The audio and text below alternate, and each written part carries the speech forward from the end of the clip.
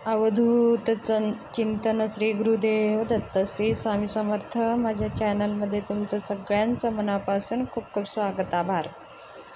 चला तर मग आज आपला विषय आहे गुढीपाडवा, नवीन वर्षाची सुरुवात। नवीन वर्षभर पुढचं गुढीपाडवा येईपर्यंत आपल्या घरामध्ये धन धान्य कधीही कमी पडू नये।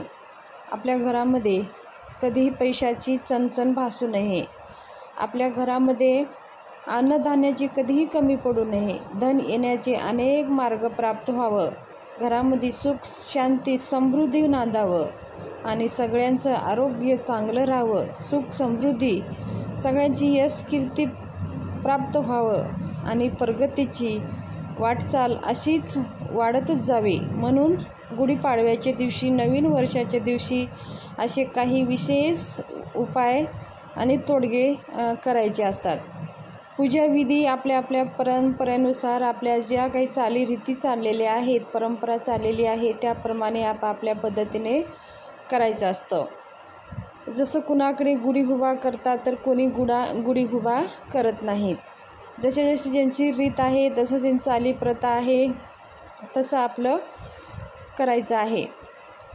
त्याचबरोबर आपल्याला ह्या दिवशी काय करायचं आहे, आपल्याला एक पिवळ्या कपड्याची एक पिशवी घ्यायची आहे आणि ती पिशवी शिवून घ्यायची आहे आणि पिवळ्याच कपड्याची पिशवी हवी लागणार आहे।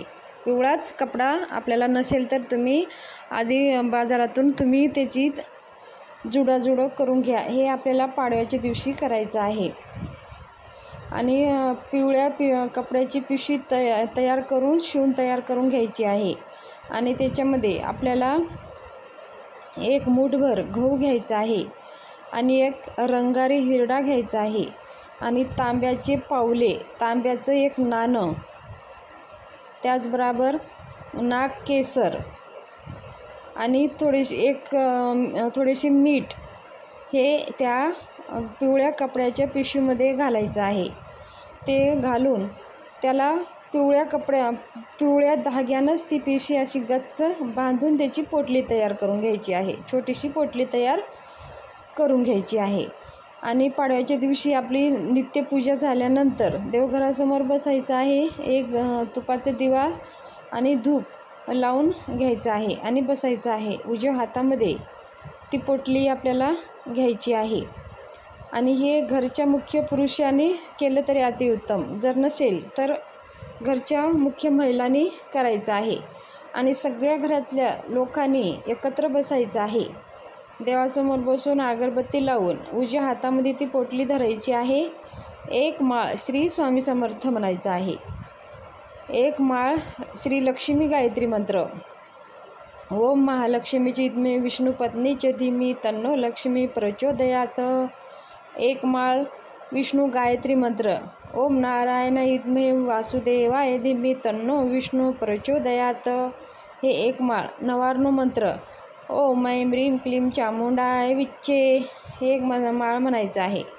हे आपल्या उजव्या हातामध्ये घेऊन ह्या माळा आपल्याला जप करायचा आहे आणि हे सगळे मंत्र आपल्या घरच्या सगळ्या लोकांनी मिळून म्हणायचं आहे। जेवढ्या सगळ्या घरच्या लोकांनी मिळून हा मंत्र आपण जप कराल तेवढी त्या मंत्राची ऊर्जा पण होते आणि ती आपल्या हातात घेतलेली जी वस्तू आहे ती वस्तू चार्ज होते, ती वस्तू एक रक्षा कवच आपल्याला तयार होते।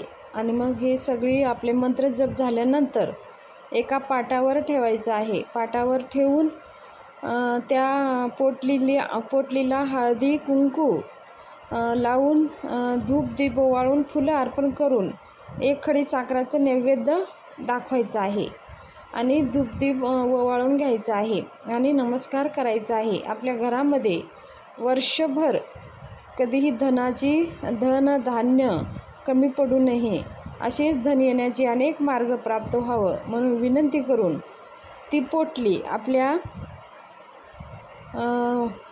देवघरामध्ये किंवा किचनमध्ये वरती ईशान्य कोपऱ्यामध्ये अशी लटकून ठेवायची आहे आणि त्याला आपलं वर्षभर हात लागणार नाही।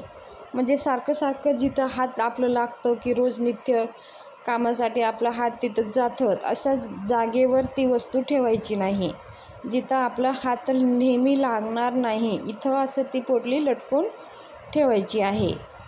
आणि आपण पिरियड वगैरे आलं तर अजिबात त्या पोटलीला हात आपल्याला लावायचं नाही. जर गेल्या वर्षी तुम्ही पोटली तयार केली असाल तर ती पोटली काढून ते विसर्जन करून टाकायचं आहे आणि ही पोटली तिथे ठेवून द्यायचं आहे. अशा प्रकारे ही आपल्या घरामध्ये पोटली लटकून ठेवायची आहे. हे गुढीपाडव्याच्या दिवशी करायचा हा तोडगा आहे. जर समजा काय अडचणी असेल तुम्हाला जर जमत नसेल करायला तर तुम्ही काय करा, ही सेवा तुम्ही एखादी मंगळवारी किंवा गुरुवारी ही सेवा तुम्ही करू शकता. तर अशा प्रकारे ही पोटली तयार करून घ्यायची आहे. त्याचबरोबर आपल्याला एक रंगारी हिरडा घ्यायचा आहे आणि एक वडाच्या झाडाची 3 इंच मूळ घ्यायची आहे. आपल्याला वडाच्या झाडाची 3 इंच मूळ दोन्हीही एकत्र करून त्या एका लाल कपडा घ्यायचा आहे. जसं हे धनधान्य प्राप्तीसाठी आपल्याला पिवळ्या कपड्याची पोटली तयार केली आहे. तर हे आपल्याला आपल्या घरामध्ये अचानक संकटे येऊ नये, अचानक कोणी आजारी पडू नये, अचानक आजार आपल्याला येऊ नये आणि आपल्या घराचं संरक्षण व्हावं म्हणून ही वडाच्या झाडाची 3 इंच मूळ आणि एक रंगारी हिरडा घेऊन त्या लाल कपड्याची एक पिशवी अशी लांब शिवून घ्यायची आहे आणि त्या पिशवीमध्ये तो रंगारी हिरडा आणि तो वडाचे 3 इंचाची मूळ ते घेऊन त्या लाल कपड्याच्या पोटलीमध्ये बांधायची आहे. आणि ही सेवा घरच्या मुख्य कर्ता पुरुष त्यानेच ही सेवा करायची आहे. काही कारणाने खूपच अडचण असेल तर महिलांनी आता करावं, नाईलाजाने काही हरकत नाही. तर हा संरक्षण तोडगा आहे, म्हणजे आपल्या घराचं संरक्षण करण्यासाठी हा तोडगा आहे. तर आपल्या घराचं सगळं संरक्षण हे कर्त्या पुरुषावरचंच जिम्मेदारी असते. म्हणून ही तोडगा आपल्या घरच्या कर्त्या पुरुषांनी करायचं असतं. हे जसं आपल्या हातामध्ये घेऊन एक वेळा श्री स्वामी समर्थ मंत्र म्हणून एक वेळा आपल्याला त्याच्यावरती नवार्णव मंत्र म्हणायचा आहे. ओम ऐं ह्रीं क्लीं चामुंडाय विच्चे म्हणून ते रंगारी हिरडा आणि ती पोटली आहे, ती पिशवी आहे पाटावर ठेवून आणि त्याची पण आपल्याला पंचोपचार पूजा करून धूपधूप दाखवून नैवेद्य दाखवून विनंती करायचं आहे की वर्षभर आपल्या घरावरती वाईट शक्तीचं नजर लागू नये आणि आपलं आरोग्य चांगलं राहावं म्हणून विनंती करून ती जी पोटली आहे, ती लाल कपड्याची जी पिशवी आहे, ती पिशवी आपण आपल्या मुख्य दरवाजाच्या आतमध्ये बांधायचं आहे. मुख्य जो गेट आहे, आपला दरवाजा आहे, आपण तिथून एंट्री करतो तिथं ते बांधायचं आहे. ते बांधायचं आहे आणि आधीचं असेल तर ते काढून विसर्जन करून टाकायचं आहे आणि नवीन पोटली हे बांधायचं आहे. असं केल्याने आपल्या परिवाराचं रक्षण होतं.